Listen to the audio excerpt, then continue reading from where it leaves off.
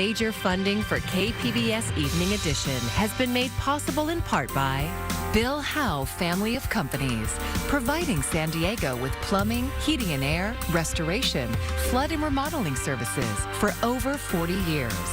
Call 1-800-BILL-HOWE or visit billhowe.com. And by the Conrad Prebys Foundation, Darlene Marcos Shiley, and by the following.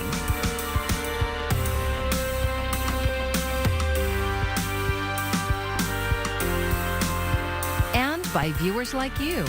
Thank you. The city of San Diego is taking SeaWorld to court. Thanks for joining us. I'm Maya Trabulsi. The city is suing the theme park for more than $12 million, the amount it owes in back rent. KPBS reporter Alexander Nguyen explains what led up to the lawsuit. Millions of people visited SeaWorld in San Diego last year, and the company earned more than $1.7 billion, according to its annual report. So it's a little surprising that SeaWorld hasn't paid its rent in full, says City Attorney Mara Elliott. It is a very lucrative company. SeaWorld is part of the fabric of a lot of children's lives, and it's one of the reasons that we like having them here in San Diego. She says it gives her no pleasure to sue what is considered an institution here in town. I raised my kids at SeaWorld. SeaWorld is in the middle of a 50-year lease with the city to operate its park on nearly 200-acre of city-owned land in Mission Bay. According to the suit, SeaWorld has to pay a minimum of $10.4 million in rent per year, plus a 3% surcharge. How we got here is that the city did an audit last year and found that SeaWorld owes nearly $8.9 million in back due rent dating from January 2019 through April 2022. That number has increased by $3.4 million because of interest and late fee. Now, the city has issued multiple requests for payment, but SeaWorld has yet to pay them, leading to the city council last May authorizing the city attorney to file a lawsuit for back due rent. The city has issued multiple requests for payment, including one in August, warning the city would sue if no payment was received by September 6th. In May, the city council voted unanimously to authorize the city attorney's office to sue for back rent. SeaWorld should pay its bills. I'm sure they pay their other bills. While $12 million is a fraction of the city's $5 billion annual budget, San Diego Mayor Todd Gloria says that's still a lot of money, and that money could pay for essential city services. That's a lot of money. That's a lot of road repair. That's a lot of police officers. That's a lot of firefighters. That's a lot of shelter beds. It's a lot of money. In a statement, SeaWorld says it does not comment on litigation, but has partnered with the city for more than 60 years on animal rescues. And they say we have paid more than $146 million in lease payments to the city of San Diego since 2010. And we appreciate all the city has done, and we look forward to addressing the situation. Despite the lawsuit, city officials are hoping for an amicable resolution to the matter. Alexander Nguyen, KPBS News. I'm Ariella Scalise, and we are looking at the forecast here as we wrap up the week and head into the weekend. High pressure still our main weather maker, so we are talking about a gradual warming trend continuing. A closer look at what that means for your weekend plans. We've got the forecast coming up. People distributed thousands of anti-Semitic flyers around San Diego this summer, but it's not a crime. KPBS reporter Katie Heisen looked into a proposed city law that would change that. A man shouted anti-Semitic slurs and tore a rabbi's clothing near San Diego State in July. Days later, neighbors at Allied Gardens found anti-Semitic flyers on their windshields. This summer alone, there were 8 such flyering incidents in San Diego, including one Wednesday in La Jolla. But the most police can do about the flyers, they say, is issue a ticket for littering. We cannot continue to treat littering and hate littering like it's running a stop sign or like jaywalking. That's District 7 Councilmember Raul Campillo. Much of the flyering took place in his district, where he says many of San Diego's 100,000 Jewish residents live. He's proposing a city law that would elevate the flyering from just littering to hate littering, prosecutable as a misdemeanor with up to a year in jail, fines, and restitution. Anti-Semitism is on the rise across the country. Lior Rez, director of Stop Anti-Semitism, has been tracking the hate groups behind such incidents. At least half a dozen, she says. It's not if violence will occur, it's when. She flew from New York to San Diego to support this effort. She immigrated with her family from the former Soviet Union to escape anti-Semitism there. To have to deal with the same hatred that my family uprooted again their lives for is so heartbreaking to me. Rez and San Diego police say if you find an anti-Semitic flyer, don't move it. Take a photograph, check your security cameras, and submit any evidence to law enforcement. Campillo says he aims for a vote on the proposed law by the year's end. Katie Hyson, KPBS News. A former Donald Trump advisor and one-time San Diego mayoral candidate has been found guilty of contempt of Congress. A jury convicted Peter Navarro on 2 counts of contempt. The first is for failing to turn over documents to the House committee investigating the January 6th insurrection. The second is for failing to appear for testimony. Each count carries a minimum sentence of 30 days in jail and a maximum of 1 year. Sentencing is set for January. San Diego State students are on high alert after reports of another sexual assault by a fake rideshare driver. You may remember we covered the first report on August 27th, and since then, another student has come forward and said she was also assaulted a week before. On August 19th, police say around midnight, the victim and a friend were picked up by a man that they thought was their rideshare driver. And that man sexually assaulted the victim inside the car before dropping the pair off several blocks away. I just thought it was really sad that it happens so frequently and that it's something that we have to be cautious about while doing something as simple as trying to get a rideshare. SDSU released a statement which included some safety reminders like paying attention to details of the car when using a rideshare, including the make, model, and the license plate. Sunday marks the beginning of Suicide Prevention Month. Today, county officials and those who work to prevent suicide talked about local efforts. And as KPBS reporter John Carroll tells us, they included some deeply personal stories. The data shows suicide rates in San Diego County fell from 2018 to 2021 from 437 to 358. But they began to tick up last year. 360 people took their lives in 2022. Data is indispensable when trying to understand the situation and craft strategies to help people. But it is the personal stories of folks who've experienced the kind of struggles that can lead to suicide that bring the data alive, that make it compelling. I was thinking, what's the point of going on? It's been decades since Lisa Garcia asked herself that question, and it's still tough to talk about. I knew my kids needed me. I needed to regain my mental health.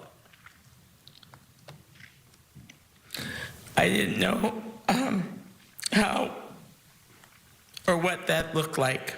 Garcia sought out help. She is now the San Diego project manager for Recovery International, a mental health self-help organization. When I was young, I was a very sad child. I cried and hit myself a lot, and I had a hard time explaining what was going on. But like Lisa Garcia, Faith Jackson eventually got the help she needed, and that was the main message of this news conference at the County Administration Building. Help is available, and it's more accessible than ever. But the county's Director of Behavioral Health Services says it's critical to talk about the issue, to move past the stigma. It's a health issue, and we don't yet talk about it in ways that we talk about other health issues. Everyone here today drove home the point. You don't have to be in crisis to call for help. The easiest number to remember is 988. That's the National Suicide and Crisis Lifeline. It will route you directly to help here in San Diego, or you can call the local number directly, 888-724-7240. If you or someone you know needs help, call, because suicide is preventable. John Carroll, KPBS News. Nurses are sounding the alarm at what they say are unsafe staffing levels at 3 Kaiser Permanente medical centers in San Diego. Today, a group of registered nurses delivered a 10-day notice of an informational picket. The RNs say when Kaiser opened a new hospital in San Marcos, it pulled staffing from the other 2 medical centers. And they say there were already many open positions that haven't been filled. The nurses are working overtime, CNAs are working overtime. We're oftentimes running short to where we're going without breaks to make sure that our patients are safe, and we're exhausted. California has nurse-patient ratios that must be maintained for patient safety, which Kaiser says they are meeting. And in a statement, Kaiser said that informational picketing is not a strike and hospital operations will continue as normal. It went on to say staffing challenges are happening all across healthcare, and they are working to fill open positions. San Diego is developing a plan to streamline the installation of new bike, pedestrian, and transit infrastructure. But KPBS Metro reporter Andrew Bowen says activists see big loopholes. San Diego has ambitious goals for reducing car dependence and getting more people to walk, bike, and ride public transit. But the city's streets aren't designed for those more sustainable modes of travel. Complete Streets policies are meant to help city planners redesign streets so they work for all road users, not just people in cars. Kayala Rusher is a volunteer with Bike SD. She says the design of streets in her neighborhood put the speed and convenience of driving above all else. Whereas a complete street enables people to get where they need to go safely, which might look like physical design that slows traffic down, as well as physical protection for these users who are riding bikes, who are walking around. A draft Complete Streets policy was presented to the city's mobility board Wednesday night. It got a lukewarm reception after city staff declined to strengthen the policy's enforcement measures. The board, which advises the city government on transportation matters, voted to support the draft policy, but with some reservations. A lot of folks brought up questions about how the exception process will work and making sure that there's an opportunity for public input where there are exceptions to this policy. A city council committee is set to take up the Complete Streets policy next month. Andrew Bowen, KPBS News. More California National Guard members are deploying to our southern border. Governor Gavin Newsom made the announcement today. The goal is to curb the smuggling of fentanyl and other drugs into the country. The number of service members will be increased from 40 to 60 soldiers at ports of entry, including Otay Mesa and San Ysidro. The governor says since July, the California National Guard has helped seize more than 11,000 pounds of fentanyl. The antidote to opioid overdose is starting to appear on store shelves and online across the country. Ivan Rodriguez explains what this means for combating the opioid epidemic and why some health experts say everyone should keep this medication in their first aid kits. There have been more than 1 million drug overdose deaths in the U.S. since 1999. The chances are somebody you know and love does drugs. The widespread use of synthetic opioids exacerbating the crisis. You really need every tool that's available right now. One key tool, the Narcan branded naloxone nasal spray, is now available over the counter following approval by the FDA earlier this year. Narcan, and I have some here, is a medication that is just so easily sprayed up the nose and can reverse an opioid overdose within minutes. Dr. Scott Hadland says this can be the new avenue for families of young adults struggling with addiction. We are actually at a point in the crisis where each week the equivalent to a high school classroom of teenagers dies from overdoses. And most of those overdoses are actually happening in people's homes. So there's the potential for a parent or other loved one to be able to respond. But at a suggested retail price of $44.99 for 2 doses, some advocates worry the price point is too high. However, Emergent Biosolutions, Narcan's manufacturer, says the company is lowering the cost for community groups, first responders, as well as state and local governments, while some insurance and state Medicaid programs also cover the full cost of the life-saving medication. Though not a solution to the opioid epidemic, advocates are hopeful this is a big step in the right direction. The more that we can do to normalize rescuing people who have experienced an overdose, the more we're going to help this crisis. In Atlanta, I'm Ivan Rodriguez. For children, after school is a time for play, homework, and snacks. For working parents who rely on after-school care to keep their children safe, it can mean stress and costly program fees. But as KPBS's Katerina Portela shows us, that's changing for some families this year. So I remember the exact moment that I found out that they had been accepted into the program, and I was jumping up and down for joy. Denise Hassan remembers it vividly. The day back in June when she found out her 3 boys got into the free after-school program. I got 3 separate emails back to back for each kid, And that just really released a lot of anxiety for me because I was able to feel like I had some breathing room financially. Hassan's boys go to Marvin Elementary School, which just added the free program called Primetime this year. Hi, I'm calling to pick up my children. Yes, who? It's for Roman, Ramsey, and Rio Hassan. Roman and Ria? Okay, they'll be out in a few minutes. Thank you. Hassan says it's going to save her a lot of money. So I did do the math, and over 9 years of having my 3 children in daycare, it came up to just over $174,000. So 9 years, 3 kids, and that was just the child care. This year, San Diego Unified is using a state grant to boost Primetime, adding the program to 8 more schools and increasing the number of students at each site. So Hassan and other parents will now be able to enroll their children in after-school care for free. Christiane Trout-McPhee is manager of Primetime for San Diego Unified. With the additional Extended Learning Opportunities Program grant, it gives us the opportunity to expand program and serve as many students as we can possibly serve. San Diego Unified contracts with several childcare providers to run Primetime. Brad Lupian is CEO of one of them, called ARC. And now there's additional state funding called Expanded Learning Opportunity Programs, and that dramatically increased the number of spots and number of students. As an example, for San Diego Unified, we saw the target number of students for us double over the past couple of years. Lupian says more spaces means helping more families. Last year, there were nearly 2,000 students on Primetime waitlists. This year, there are half as many. He says the programs aren't just about play. There's homework help and academic intervention. There's enrichment, and there's recreation or physical activity are the 3 primary components. And then every program by state law must also provide snack or supper or both.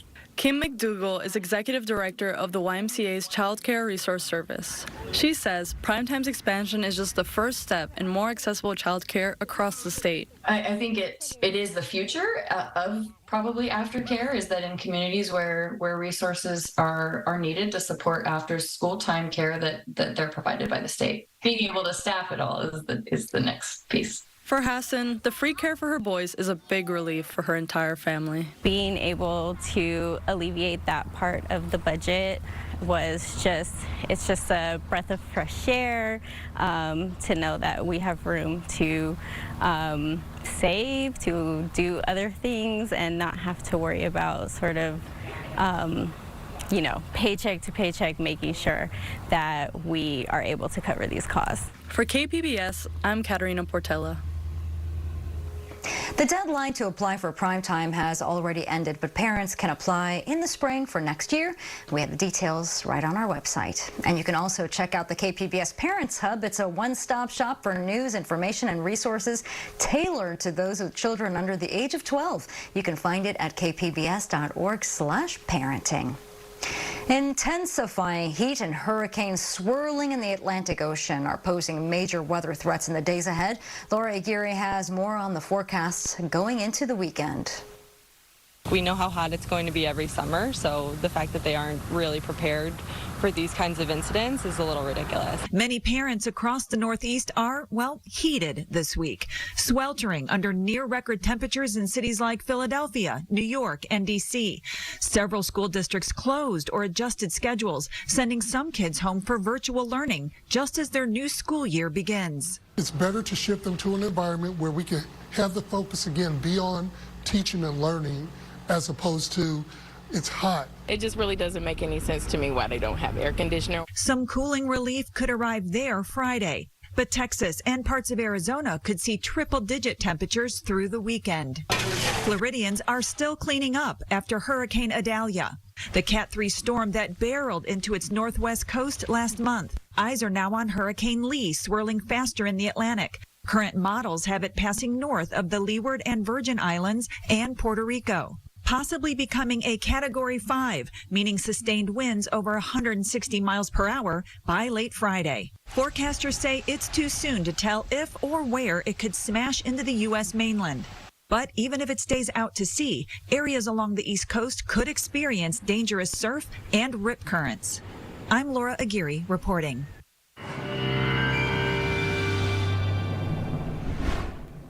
Let's take a look at our weather headlines as we are tracking strengthening high pressure, which means a warming trend on the way, and temperatures continue to stay near or above the historical average and will stay dry, which is good news because Hurricane Hova is staying well to our southwest, although maybe we see some higher clouds moving in because of this system and with some a little bit increased moisture. As we head into tonight, a lot of us are going to have temperatures into the 60s. Oceanside down to 60 degrees, San Diego 66. Chula Vista, you drop to 65, but Borrego Springs only drops to the 70s and Mount Laguna into the lower 60s. Here's that strengthening high pressure as we head into our day Friday, so things stay warm and dry as we do wrap up the week. Temperature-wise, 80 for San Diego, 82 at Oceanside, so definitely a touch warmer. Borrego Springs back to 105, and Mount Laguna temperatures even into the mid-70s. There's that high again throughout Saturday. I think even a little bit warmer for us here as we head into the start of the weekend. But things will stay dry, so any outdoor plans shouldn't be impacted by wet weather. We take you to the coast where we do watch temperatures continue to warm. 82 as we head into Friday. Could have some patchy fog in the morning, then some sunshine. 85 for the peak of the heat on Saturday. And then we'll watch temperatures slowly start to drop as we head into next week. 70s by Tuesday. When we look at our temperatures inland, you also notice that warming trend. 91 on Friday, 93 on Saturday with the peak of the heat on Sunday at 94. But then by Tuesday, temperatures back into the mid-80s. We take you to the 5-day outlook for the mountains where the heat peaking Friday and Saturday with those low to mid-70s, but plenty of sunshine. And then temperatures start to get a little bit cooler as we wrap up the weekend and head into next week, upper 60s by Tuesday. Triple-digit heat continues as we head into our weekend. Actually, temperatures get even hotter for Saturday and Sunday, but then slowly losing a few degrees by next week. For KPBS News, I'm Ariella Scalise.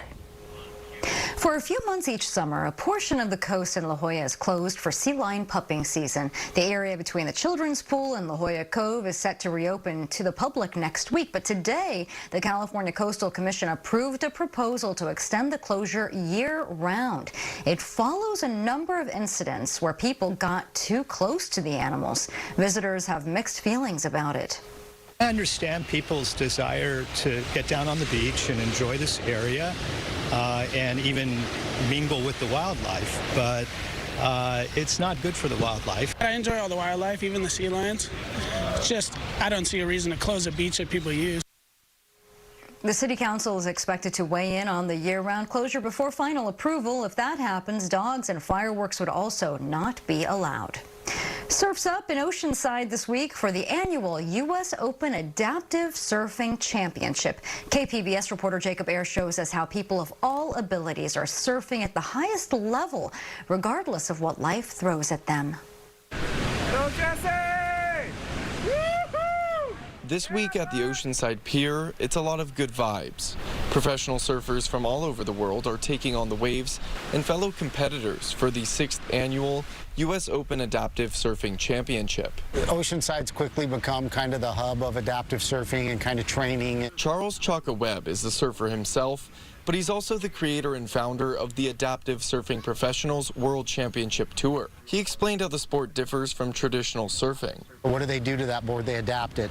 You know, they got to put some handles on it. They got to put some different fin structure. They got to put some different, some different stuff on it. My wave ski has a backrest. It's got, I surf with a paddle. So there's an adaptation that's happening on every single part of it for every surfer. Over 100 adaptive surfers from more than 17 countries will compete for accolades and cash prizes at the event, including Aaron Polk. His lack of central vision isn't the only adversity he's facing. He's from Lahaina, Maui, the town hit hardest by recent wildfires in Hawaii. He lost his local sponsorships due to the disaster, but if he can win, he still plans to donate all of the money to relief efforts in his hometown. Just to be around this community is really special and important. There's so much support. And also there's even more ammo to do this for Lahaina, to do this for Maui, to still show that, we're living, we're here, we're strong on the island, we're strong throughout the world. And it has extra significance, this competition. 13-year-old Aleli Medina proudly represents her home of Puerto Rico during competitions. Like Polk, she has a visual impairment, meaning she needs a spotter in the ocean to tell her when and where the waves are coming. Despite her age, she's already decorated with trophies and is grateful for the growth of the sport. There's normally just sponsorships for normal surfers, and they kind of leave adaptive surfers to the side and like forget about them. But it's really fun and like special to me, and I bet for everyone else here competing that they're actually including more adaptive surfing, and there's more adaptive surfing competitions all over the world. Webb says the championship has become a crucial platform for growing adaptive water sports and promoting inclusivity in the surfing community. Plus, it's often healing. When people get introduced to adaptive surfing, it's usually through a clinic or a surf camp. So it's usually through some kind of ocean therapy thing where, you know, hey, I'm getting in the water to have fun and, you know, kind of expand my horizons. But then most people get hooked, you know, and then it turns into a lifestyle. They want to surf all the time. The competition runs from now through September 10th. The general public is invited to come and watch on the sand, and volunteers are welcome. Webb says next year's World Tour will be even bigger as the sport continues to swell in popularity. Jacob Ayer, KPBS News. Tomorrow, KPBS Roundtable is talking with local journalists about the recent Fat Leonard case developments, as well as an update on unsafe camping enforcement in San Diego. And you can find tonight's stories on our website, kpbs.org. Thanks for joining us. I'm Maya Trabulsi. Good night. Major funding for KPBS Evening Edition has been made possible in part by Bill Howe Family of Companies, providing San Diego with plumbing, heating and air, restoration, flood and remodeling services for over 40 years. Call 1-800-BILL-HOWE or visit billhowe.com. And by the Conrad Prebys Foundation, Darlene Marco Shiley, and by the following: